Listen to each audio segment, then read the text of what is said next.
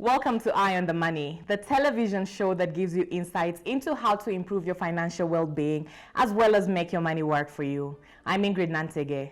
Now, according to a British Council report on the state of social enterprises in Kenya, the genesis of much of the social enterprise activity in Kenya can be traced back to the 1980s when Kenya began to experience significant economic restructuring. This led to reduced government expenditure on social services, consequently encouraging growth in service provision by non-state actors such as NGOs and commercial players. The report also shows that members of Kenya's educational elite dominated the emerging social enterprise sector. About 75% of social entrepreneurs have at least a master's degree. A majority of social entrepreneurs have professional backgrounds, with up to 38% having worked as entrepreneurs, while 22% have emerged from the education sector, and another 15% are former consultants. With this growing interest in the field of social entrepreneurship, I'm joined in studio by Kevin Gikonyo, Social Entrepreneurship Lead East Africa at Hivos. Kevin is going to help us understand why we need to consider social entrepreneur as a business model. You're welcome to the show, Kevin. Thank you. Very happy to have you. Thank you. I'm excited that we're talking about social entrepreneurship because there's something about, like, even as you're making money, making a difference. But let me not preempt. So this social entrepreneurship business model, help us understand what it's about. Primarily, social entrepreneurship is a mode of business that's taking traction, that is growing actually, globally, not even just Kenya. So primarily what it means, before you start the venture that you want to start, you qualify the social needs or the impact that that business that you intend to start, that it's going to have. So instead of looking from the profit perspective or the bottom line, you actually look at what would the impact be, or what is my presence that I want to have an impact in this society. Then vis-a-vis, will I make a margin out of it? That is what essentially social entrepreneurship is. So even as we talk about everything that you just said, why, as a person who's trying to go into business, who's trying to be an entrepreneur, why should I choose social entrepreneurship as opposed to the normal way that people usually decide to go? In most cases, when you look at a social entrepreneur, the entrepreneurship business, actually, it has more longevity because you are dealing most of the times with the basic needs.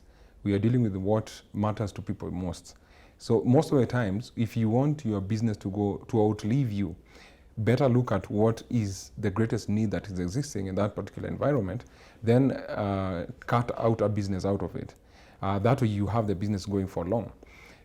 Most of the times, if you have the normal conventional or ad hoc businesses, sometimes when you see the rain coming, you start selling umbrellas. Right. So that way, of course, you're short-lived. Right. When the sun comes up, of course, you're out of business. Right. So the social entrepreneur is has more longevity than any other kind of business, so to speak. So I think it has more sense, business sense in the long run. But Kevin, I'd like us to talk about the cost aspect, because a lot of entrepreneurs complain about initial high startup costs. Now, when you mention that social entrepreneurship is out to solve a social need, someone would argue that needs are really sometimes limitless. Needs are so big. Sometimes a community maybe have such a big need. How then would you explain the costs incurred when starting up a social entrepreneurship venture? How would you advise someone going into it in terms of startup capital? It's not easy because in most cases you're dealing with something that probably has not been thought out before. So there's usually a lot of research and development that is involved. There's a lot of modeling in terms of innovations. You want to prototype and see how can you solve this problem best than what ordinarily has been. Then you may have to incur a lot of costs in terms of expertise who are going to do that kind of work. It's normally not easy, but not to say that all of them are high capital intensive. Some are a bit easy and they flow with the need. So in essence, sometimes we need a lot of investors, angel investors, who would just come to see that they put money for innovation, expecting that you will come with something out of it that will be able to solve that social need. So most of the time, it may require a lot of capital, but not necessarily so every other time. I'm glad you brought up the aspect of the angel investor because, like you mentioned, social entrepreneurship is appealing to a certain need in society. Like there's a certain level of humanity that comes with social entrepreneurship that might be different from any other business where the person is in it to make money without really caring what sort of impact it has on the people around them. So the question is, would you say the social entrepreneurship model then is more prone to attracting angel investors? As like, what would be your take in terms of attracting angel investors, and how can a social entrepreneur position themselves in order to be very attractive to get funding? Because you just said it's quite expensive to do it on your own. I think the first thing is to qualify the needs that actually exist in a society. And the needs, I mean the basic needs. Nowadays people say basic need is Wi-Fi, but it's not. Imagine So, it's a basic need according to the UN. Oh, Yeah, really? the UN actually named Wi-Fi. Well, they didn't say Wi-Fi. They Okay. said access to Access to internet internet, is okay. now one of the actually basic human needs. But Okay. I understand what you mean. I will stick to food, clothing, and shelter. Okay. But primarily education, of course. I mean, Right. when you try and look at that, and I'll add proper air, because that is again another area that has been neglected due to pollution that is happening. We breathe air is free, I mean, has been corrupted with so many industrialization. So once you qualify that need, whatever is there is existing, as much as you do not have the capital, you just need to put the case out there that this, whatever I'm going to start, will solve 1, 2, 3, and it's going to affect, let's say, 100,000 people. It will affect 50,000 people positively. So when you have a document, but then you have a brilliant idea, you can be able to get capital from angel investors who sometimes are just in the look for such kind of brilliant ideas. As a social entrepreneur, you may not necessarily need capital, that's what I'm saying. As long as you have that brilliant idea, there are people who are there to match that need, and they can be able to come and put in a lot of money. There are things coming up like the green impact bonds. There are things coming up like, I mean, through the CSR, some companies just have a portion of their revenue, like 0.001. And if they're making billions of dollars, I mean, it's money that it's within their ethical practice to actually channel to such kind of investments. So I think there's a nexus that these two can be able to meet. And of course, once they meet, the other thing would be just to make sure that there's sustainability to it. You create business models that will be able to suffice or be able to see the light of the day and see beyond the 3 years that normal people talk about. Kevin, the one thing you've kept mentioning in regard to social entrepreneurship is you need to qualify a need. Yeah. You need to qualify a need. You need to identify what that need is. But I'll speak in the context of business.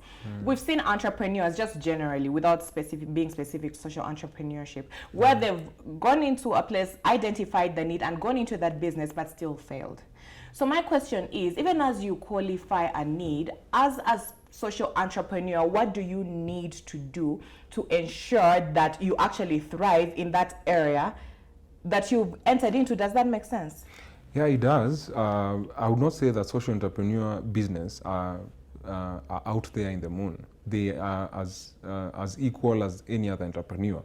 So the elements of failure and success apply the same as to these other ordinary kind of businesses. I think the most part is you qualify whatever you want to do and you see it through a proper document, proper planning, that you do it beforehand. And of course, sometimes it's not that you are reinventing the wheel. Try and learn from your peers and people who have been there ahead of you, even globally.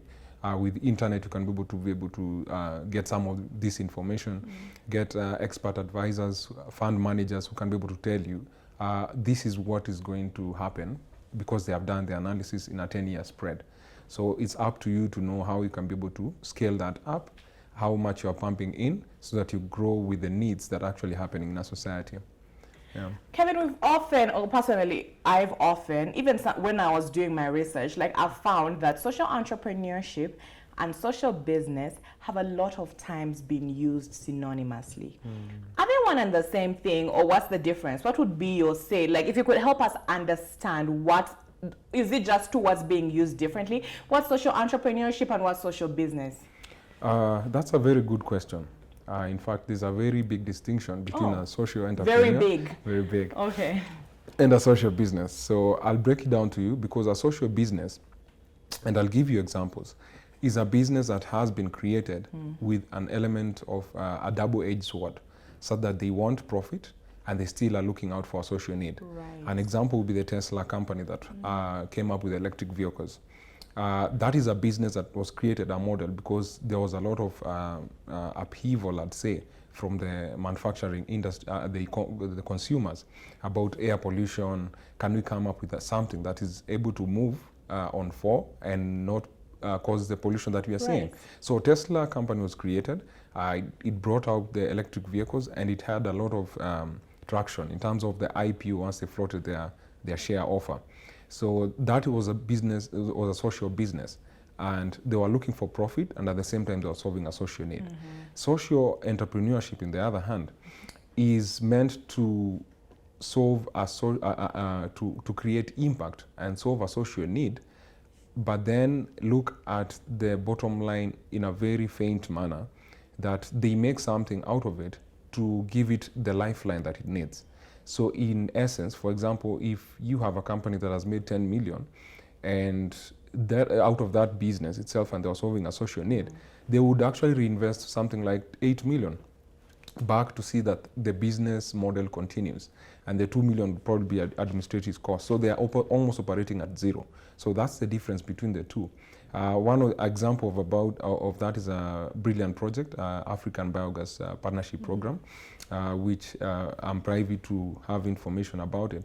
So it's basically just creating biogas digesters for rural homes, creating cleaner energy at home, renewable energy that is going to be very good and not affect the people's health. Of course, kerosene and petroleum and all these other things have adverse effects on human beings, and also climate change. So that program was put primarily just to make sure that there's clean energy in homes. Right. And it traversed it. There are artisans who are paid in it. There are people who are going to do the installations.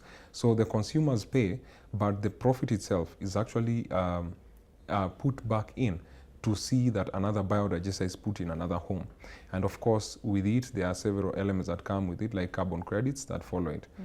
Such kind of a model, then that is a social entrepreneurship business, and it's not a social business. Right. That Yeah. has actually lent a lot of clarity. Even I Yeah. have picked up a few things here. But now I need to ask, Yeah. would you say there's a correlation between social impact and the financial performance of a social enterprise? Is there a link between like the impact it will have on the society and actually how much money, or how well the social enterprise will actually perform? Yeah, for sure, there's a very direct correlation. It is very positive because, like for any other business that you do, once your top line grows, that is the revenues. If they grow, then of course, in most cases, you have the bottom line growing.